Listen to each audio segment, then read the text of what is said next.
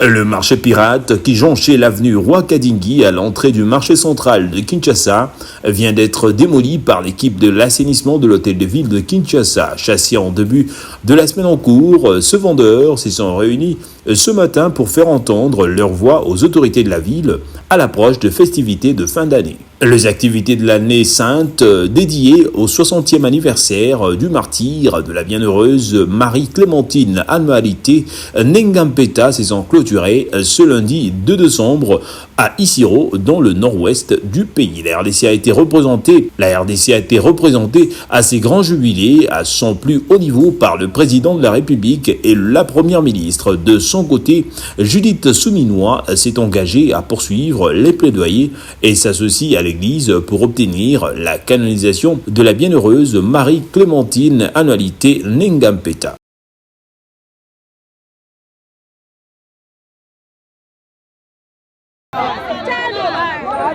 Kinshasa, la capitale de la République démocratique du Congo, n'a plus de marché central depuis 2021, après la démolition d'une grande partie de Zando sous l'initiative des autorités de la ville. Ce lundi 2 décembre, les commerçants se sont éparpillés sur les avenues des communes de Kinshasa et Gombe. Chassés en début de cette semaine de Roi-Kadingi et en manque d'espace où vendre leurs produits, ces vendeurs se sont réunis ce matin pour faire entendre leur voix aux autorités de la ville à l'approche des festivités de fin d'année. Marchandise et décembre na sombi eza na koli nanu na teki te nanu na fungoli te papa biso toza bana ya mboka tozo débrouiller tozaki na marché ya crise balobi toza na marché ya crise batikela biso Roi-Kadingi to débrouiller kaka Roi-Kadingi yango batikelaki biso basi babengandi biso lisusu tokokende wapi batie barrière wana batie bazosenga yango osu bambongo okota mbongo okobima mbongo solution eza te botika toteka décembre batika biso boyekokokati tokokufa. Une vendeuse de Zando trouvée sur le lieu a expliqué les raisons de leur revendication. Biso toza ba mama toteka na Zando tobandi Zando lelo te tobandi Zando banda kala mais eyeko koma na moma moko bayebisi biso ke fo bakanga Zando po basala misala bakangi Zando na kati batikeli biso Roi-Kadingi toteka po basala misala na kati totikeli bango kati basala misala mais na moma oyo tozoloba oyo baye lisusu kobenga na biso lisusu na Roi-Kadingi asino ta na kati kuna esili te tosengi bango balobi ke basala su musala na Roi-Kadingi toyebisi bango boye batika biso na décembre toteka na le 5 janvier tobima na biso baya kosala musala na bango balingi te na mercredi tomona kaka mardi batu baye bakoti na Zando balobi ke mutu nyonso abima na biloko na ye. Pendant le mois de décembre, le grand marché est très sollicité par les acheteurs pour les festivités. En tenant compte de ce manque d'espace de vente et ayant déjà des marchandises stockées, ces commerçants sont obligés de les garder à la maison ou dans les dépôts. Rappelons que le marché central de Kinshasa a été fermé depuis 2021 pour des travaux de réhabilitation et de modernisation. Jusqu'à ce jour, les doutes taraudent l'esprit des Kinois quant à la finalisation des travaux et à la réouverture de Zando.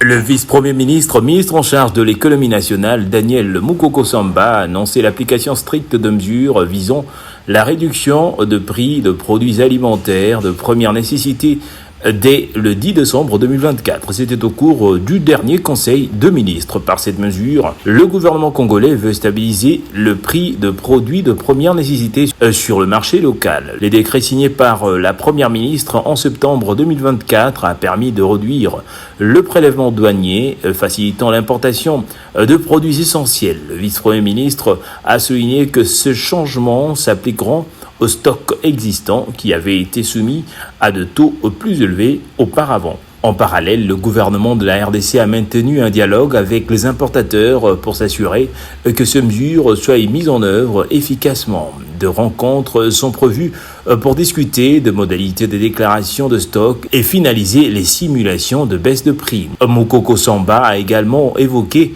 les réformes économiques en cours pour améliorer la situation économique du pays. Par ailleurs, il a appelé à la vigilance aux pratiques commerciales déloyales qui pourraient compromettre à l'efficacité de ces mesures. Il a insisté sur l'importance d'un contrôle rigoureux pour garantir que les réductions de prix profitent réellement aux consommateurs.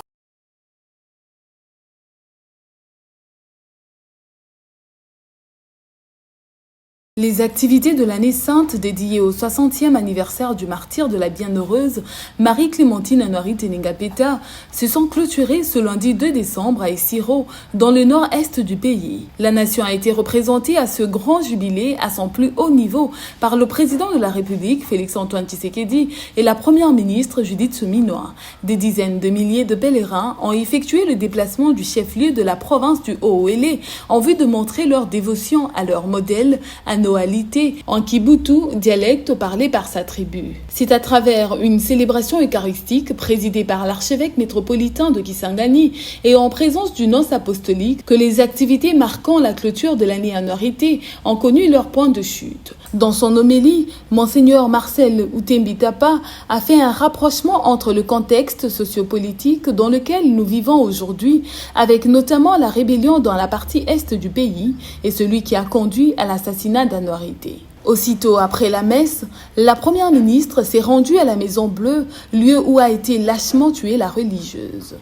C'était, je pense, après cette messe de commémoration du martyre de la bienheureuse Anoarité, c'était important de pouvoir venir ici parce que c'est là où on retrouve ses restes et c'est là cette tombe symbolise ce qu'elle a vécu et elle l'a vécu parce qu'elle a voulu rester pure, elle a refusé le dictat.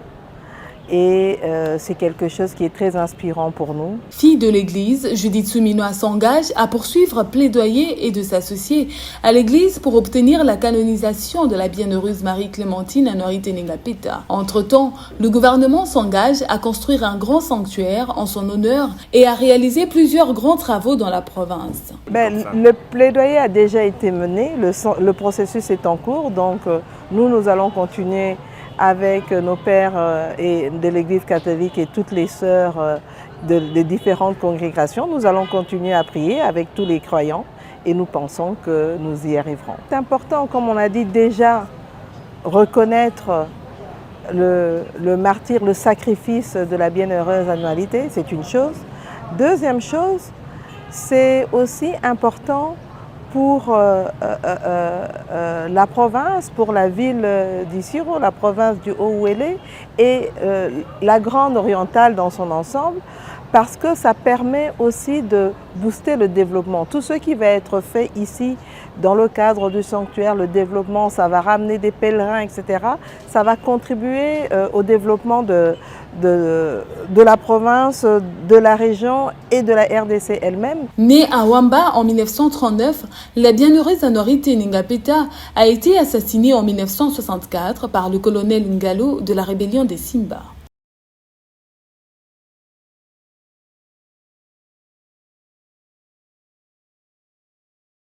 Ce lundi 2 décembre 2024, l'Église catholique du Congo célèbre la mémoire et le 60e anniversaire de la bienheureuse Marie-Clémentine Anoari Tenengapeta, vierge et martyre. Elle est née en 1939 à Wamba, en Ituri, en République démocratique du Congo. À 16 ans, elle avait décidé d'entrer dans la congrégation diocésaine Sainte Famille de Kisangani. En 1964, des événements ont bouleversé le nord-est du pays. Le 29 novembre de la même année, les milices Simba ont fait éruption sous prétexte de les défendre contre les Américains. Attaquée dans sa communauté religieuse, elle a résisté aux assaillants et va succomber sous les coups de ceux qui voulaient la violer. Elle est morte à Essiro le 1er décembre 1964 en prononçant ces dernières paroles « Je vous pardonne ». C'est aux ides du mois d'août 1985 qu'elle a été béatifiée par le pape Jean-Paul II à Kinshasa. Nos reporters se sont rendus à l'université Omnia Omnibus où le secrétaire administratif de cette université catholique s'est exprimé sur cette date qui marque la fête de l'Église du Congo et la fierté nationale. Anoarité,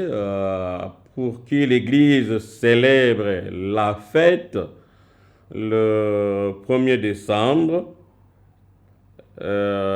reste pour nous un modèle de fidélité, un modèle de don, où elle nous invite, de soin de vue, à nous engager aussi à Dieu par notre manière d'être chrétien, mais par aussi les services que nous rendons à Dieu à travers nos frères et sœurs.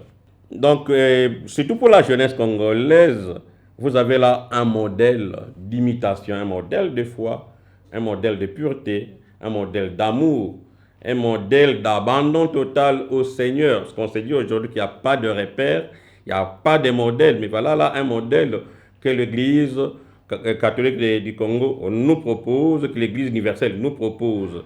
C'est à nous d'adhérer au principe et à la vision, sinon à la vie de la bienheureuse Anouarite et Marie-Clémentine, pour aussi être des artisans de l'amour et de paix partout où nous sommes. Anouarite Ningapeta est une fierté et un modèle de toute vie donnée à Dieu. Le cinquantenaire de son martyre avait été célébré à Kisangani et présidé par le feu cardinal Laurent Mosingo le 1er décembre 2024.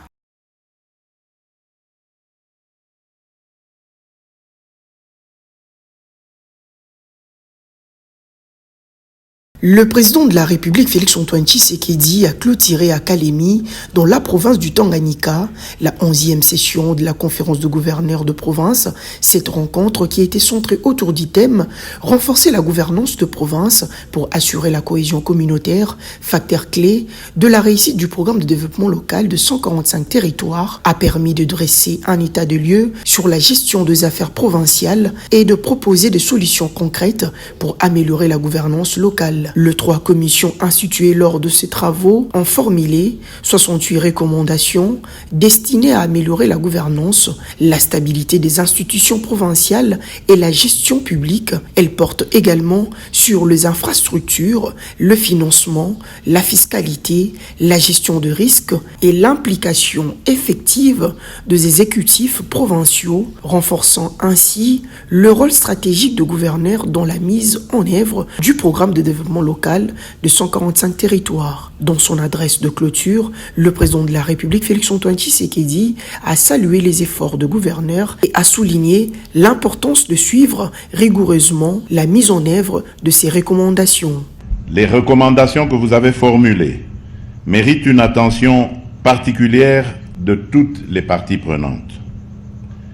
J'invite donc le secrétariat permanent de la conférence des gouverneurs de province d'en assurer un suivi permanent en élaborant une feuille de route claire avec des actions bien définies pour chaque acteur responsable. Le cœur de notre action réside dans la mise en place d'une administration provinciale forte, efficace et proche du citoyen. Il a par la suite rappelé l'importance de la transformation de province en lien direct avec ses 6 engagements majeurs, tout en exprimant sa confiance en la capacité de gouverneurs à conduire ces réformes et à faire évoluer la gouvernance provinciale. Par ailleurs, le président de la République a annoncé que la 12e session de la conférence de gouverneurs de province se tiendra en juin 2025 à Kolwezi, dans la province du Lualaba, marquant ainsi une continuité dans les efforts de renforcement de la gouvernance locale au service du développement du pays.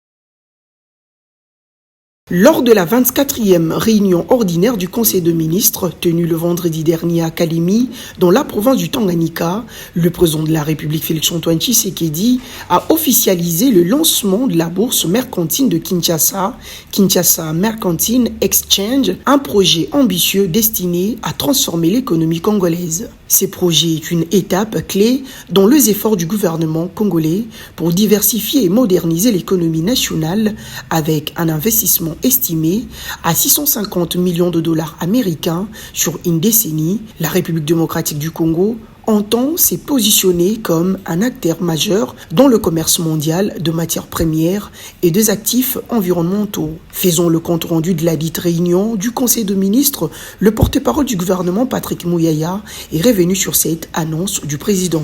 Dans le cadre de notre engagement collectif à moderniser et à diversifier l'économie nationale, le président de la République a annoncé les lancements du projet stratégique et transformateur de la bourse mercantile de Kinshasa. Ces projets d'un investissement de 650 millions de dollars sur 10 ans symbolisent notre ambition de positionner la République démocratique du Congo comme un acteur incontournable dans le commerce mondial de matières premières et des actifs environnementaux. C'est une initiative innovante qui répond à nos objectifs de transparence, de durabilité et de création de richesses équitable qui sera développée dans un partenariat public-privé entre le gouvernement représenté par Congo Ressources et les partenaires privés américano-saoudiens Sage Intel Sagin. En outre, cette bourse appliquera de normes rigoureuses en matière de lutte contre le blanchiment d'argent, d'identification des clients et de mécanismes d'ajustement carbone aux frontières. Ces mesures garantiront un environnement d'affaires conforme aux standards internationaux, renforçant ainsi la confiance des investisseurs étrangers.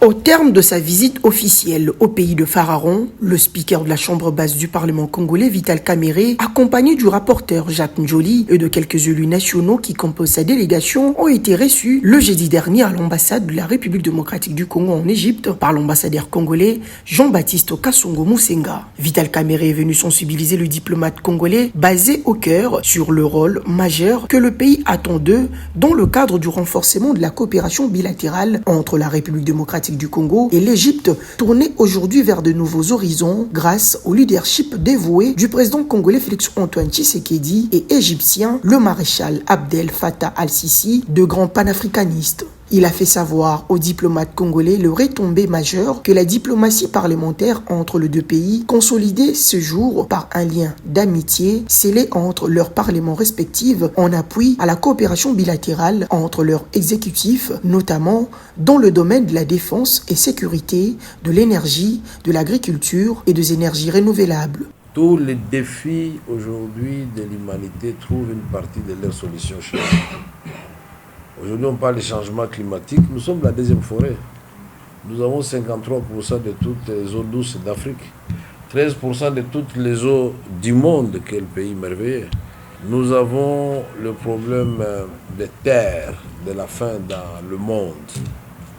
Les terres du Congo, si on les cultive aujourd'hui, 80 millions d'hectares accessibles, 40 millions irrigables. Nous produisons exactement la nourriture pour nourrir des milliards d'individus. Donc de quoi résorber 2 fois les déficits alimentaires mondiaux. Donc nous devons nous réveiller, vous qui êtes ici, vous devez chaque fois nous interpeller pour échanger avec vous sur ce que les autres ont opéré comme magie ici. Pour clore, le speaker de la Chambre basse du Parlement congolais a appelé les diplomates congolais à copier le modèle égyptien du développement dans tous les secteurs qui favorisent le sort de l'économie afin d'en faire bénéfice à la République démocratique du Congo, notamment dans l'implémentation de son ambitieux programme du développement de 145 territoires, cheval de bataille du président de la République. En dernier, il a fait la ronde du bâtiment qui abrite la mission diplomatique congolaise, une propriété du gouvernement congolais, peine à se maintenir malgré les efforts fournis par l'ambassadeur pour redorer l'image de cet édifice.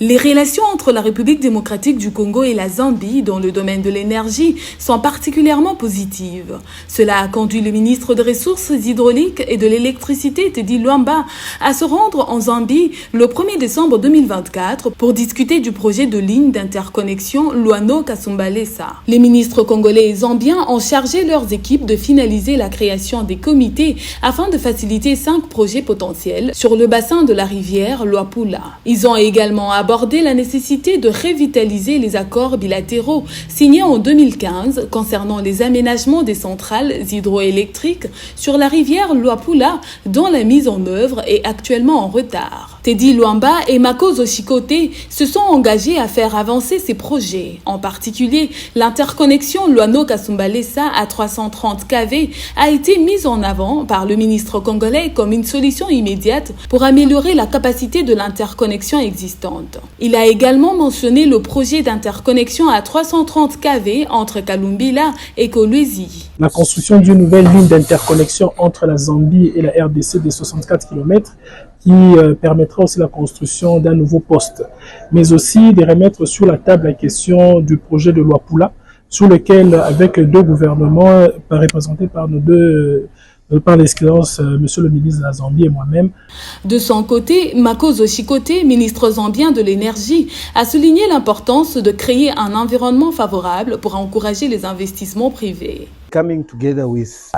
Notre rencontre ce soir se focalise sur les problématiques de l'avenir, dont principalement l'agriculture et le secteur des mines. Et cette rencontre ce soir était pour mettre en cause et discuter surtout sur toutes les problématiques qui concerneraient ces deux secteurs qui sont les secteurs de l'avenir de l'Afrique, et en particulier de la RDC et de la Zambie. L'équipe de Teddy Luamba a exprimé sa préférence pour une ligne de 330 kV plutôt que 220 kV avec une mise à niveau prévue en RDC grâce à des financements privés de DRC Mining Client. Le directeur général de ZESCO a confirmé des discussions techniques avancées avec le secteur privé pour développer la ligne en Zambie avec des négociations commerciales à finaliser prochainement. Cette ligne sera ensuite transférée à ZESCO. Un protocole d'entente sera élaboré par les deux gouvernements afin d'accélérer le développement de ce projet stratégique.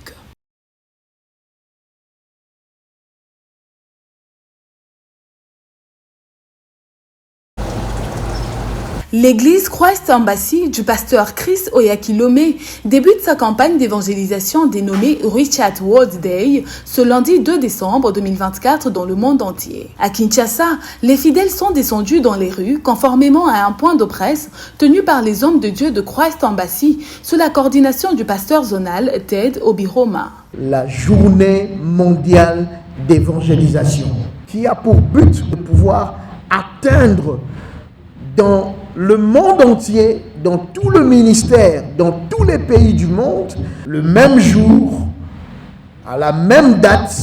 Cette campagne d'évangélisation se fera par la distribution gratuite du livre Rhapsodie des réalités, un livre qui ne vient pas remplacer la Bible, mais qui est une aide pour l'étude biblique, la méditation et la prière des chrétiens, même de non-chrétiens. Cet outil d'évangélisation comprend 3 numéros, dont un pour les adultes et 2 pour les enfants selon leur tranche d'âge, mais également un numéro pour les aveugles.